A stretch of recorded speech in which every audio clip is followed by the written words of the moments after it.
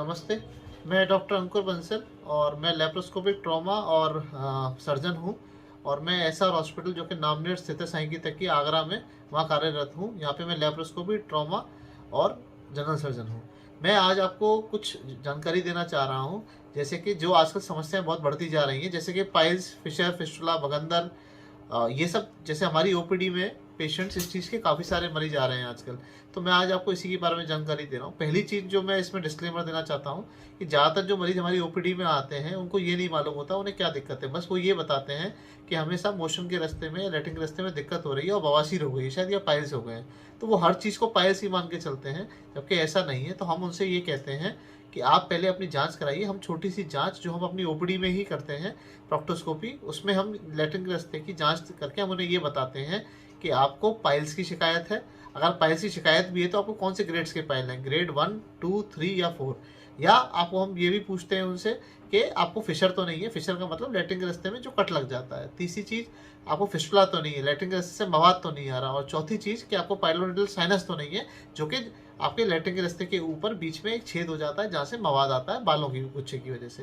तो ये सारी चीज़ें जब मरीज हमारे पास आता है तो हम उसका पहले ओपीडी में चेकअप करते हैं, उसकी दूरबीन की हम जांच करते हैं। फिर उनसे जो भी चीज़ निष्कर्ष निकल के आता है फिर हम उसे बताते हैं भाई आपको ये दिक्कत है। बवासीर के जितने पेशेंट्स हैं, पाइल्स के जितने पेशेंट हैं, जनरली जो कंप्लेंट्स रहती हैं उनकी उनकी ज़्यादातर कंप्लेंट्स ये होती है कि मोशन के रास्ते में उन्हें ऐसा लगता है कि कुछ फूल रहा है। बवासीर क्या होती है, बेसिकली हमारे लैट्रिन के रास्ते में शिराएँ जो होती हैं, नसें जो होती हैं फूल जाती हैं, जिसकी वजह से मरीज को या तो खून आना शुरू हो जाता है, जिसको खूनी बवासीर भी कहते हैं। मरीज को बहुत दर्द होता है, पेन होता है, जब वो मोशन करने जाता है तो उसे दर्द महसूस होता है।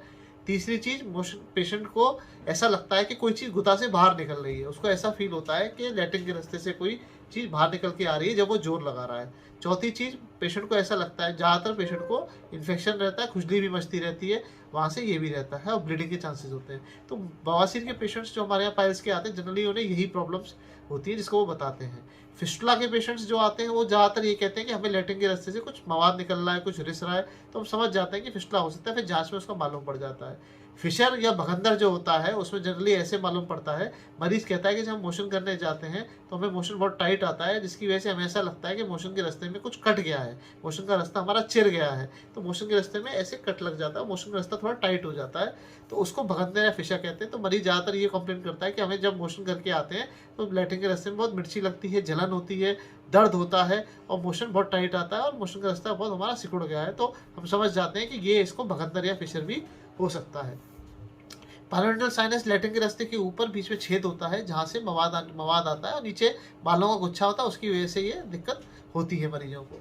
अब जो पाइल्स हैं, पाइल्स क्यों होते हैं, जनरली मेरे से सवाल ओपीडी में लोग पूछते हैं भाई पाइल्स का कारण क्या है। जो सबसे कॉमन कारण है, जो एक ही मैं बताता हूँ, कब्ज या कॉन्स्टिपेशन। मोशन जब टाइट हो जाता है या आपको रेगुलर कब्ज रहती है, जब आप मोशन में जोर लगाते हैं तो लैट्रिन के रास्ते में जो बवासीर या जो हमारी नॉर्मल शिराएँ होती हैं उनमें खून का फ्लो बढ़ जाता है और उसकी वजह से वो बड़ी हो जाती है, जिसको बवासीर कहते हैं, जिसमें से फिर खून आना भी चालू हो जाता है। सेकेंड, इसका जो सबसे कॉमन कॉज है एक प्रेगनेंसी, जो प्रेग्नेंट लेडीज़ होती हैं उनमें भी ब्लड फ्लो की वजह से मोशन के रास्ते के अंदर पाइल्स की शिकायत पाई जाती है। तीसरा, जिनको लिवर डिजीज़ है, एल्कोहलिक लिवर डिजीज़ है, क्रॉनिक लिवर डिजीज़ है, उसके अंदर भी हमारी बॉडी के अंदर खून का जो दौरा है वो काफ़ी बढ़ जाता है। खून का दौरा बढ़ने से वो शिराएँ बड़ी हो जाती हैं और वो बवासीर में कन्वर्ट हो जाती हैं। चौथा, जो ओवर प्रोगेशन करते हैं, जिनको लैट्रिन नहीं आती है, वो बार बार डायरिया के लिए दवाइयाँ पीते हैं और बार बार मोशन जाते हैं, तो प्रेशर लगाने की वजह से उनको भी हो जाता है।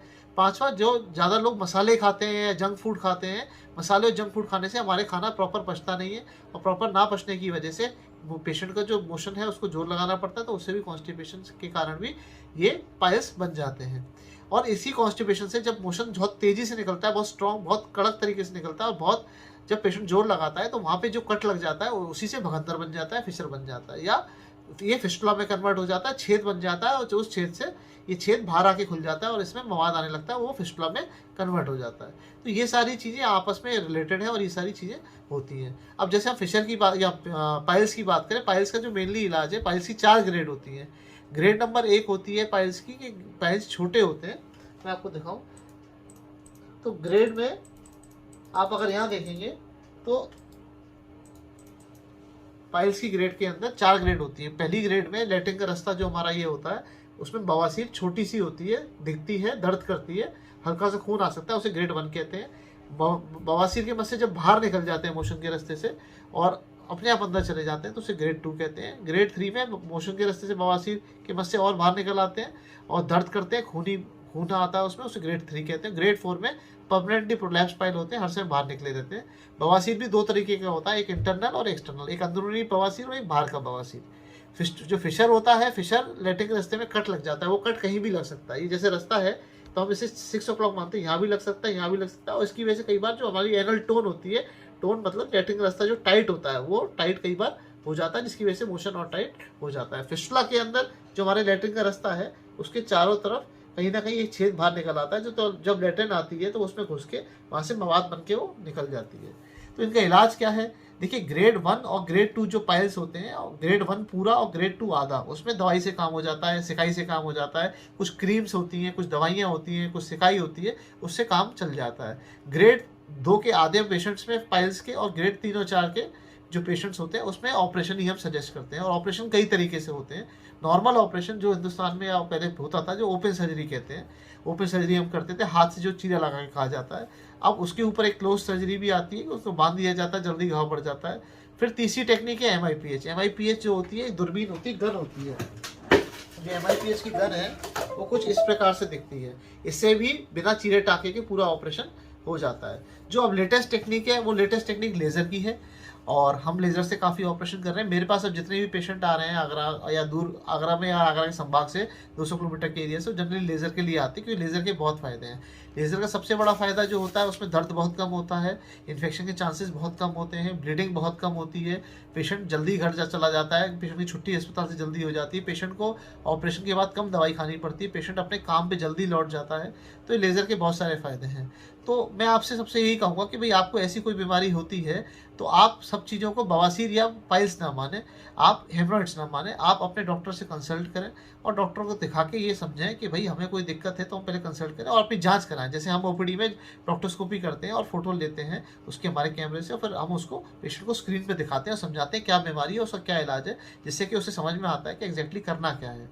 तो मैं आपसे यही आग्रह करूँगा कि अपने अगर ऐसी कोई दिक्कत है आपको तो आप अपने डॉक्टर से अवश्य मिलें, अपनी बीमारी को समझें, बीमारी का प्रॉपर तरीके से इलाज कराएं, दवाई से इलाज कराएं, सिकाई करें या क्रीम लगाएं, या अगर ऑपरेशन की ज़रूरत है तो ऑपरेशन कराएं और जो लेटेस्ट जो लेज़र का ऑपरेशन है उसको कराएं। मैं आपको लेज़र के फ़ायदे दिखाता हूँ। देखिए, ये लेज़र के फ़ायदे हैं, ठीक है। अगर आप पढ़ना चाहेंगे तो आपको समझ में आएगा लेज़र के क्या फ़ायदे हैं। तो लेज़र का जो फ़ायदा है आप देखेंगे, लेस इन्वेजिव है, दर्द कम होता है, अपने घर पे जल्दी आप जाते हो, हॉस्पिटल स्टे बहुत कम होता है, लेस ऑपरेटिव पेन होता है, फास्टर आपको बॉल फंक्शन आपके नॉर्मल हो जाते हैं जल्दी से, आपको लेस ब्लीडिंग होती है, लेस ट्रॉमा होता है, काफ़ी फ़ायदे हैं। और इसके मैंने काफ़ी सारे केस लेज़र से अभी इसके किए हैं और पेशेंट काफ़ी संतुष्ट होकर जा रहे हैं और इसका रिजल्ट्स काफ़ी अच्छे हैं। तो मैं डॉक्टर अंकुर बंसल, अगर आप मुझसे परामर्श करना चाहते हैं तो मैं आगरा शहर में SR हॉस्पिटल, जो कि नामनेर साईं की तकिया लॉरिस कॉम्प्लेक्स में स्थित है, वहाँ सुबह 10 बजे से शाम को 5 बजे तक बैठता हूँ। और अगर आप मुझसे संपर्क करना चाहते हैं तो नंबर है 8477088884। आप इस नंबर पे संपर्क कर सकते हैं। और बाकी अगर आपको कोई और भी परेशानी है तो उसके लिए आप हमारे अस्पताल में 4 नंबर चैम्बर में मुझसे डॉक्टर अंकुर बंसल संपर्क कर सकते हैं। दोबारा मैं नंबर आपको बताना चाहूँगा, 8477088884। और मैं आपसे यही कहना चाहूँगा, ऐसी बीमारियों पे लापरवाही ना बरतें। कई बार ऐसी बीमारियाँ आगे चल के बहुत बड़ी हो जाती हैं और कई बार पेशेंट को खून आ रहा है और उसे मालूम ही नहीं पड़ता कि उसको कैंसर भी होता है, जिसका पता नहीं चलता है। तो अपनी जांच जरूर कराएं, कोई दिक्कत हो तो ज़रूर दिखाएं। धन्यवाद, थैंक यू, नमस्कार।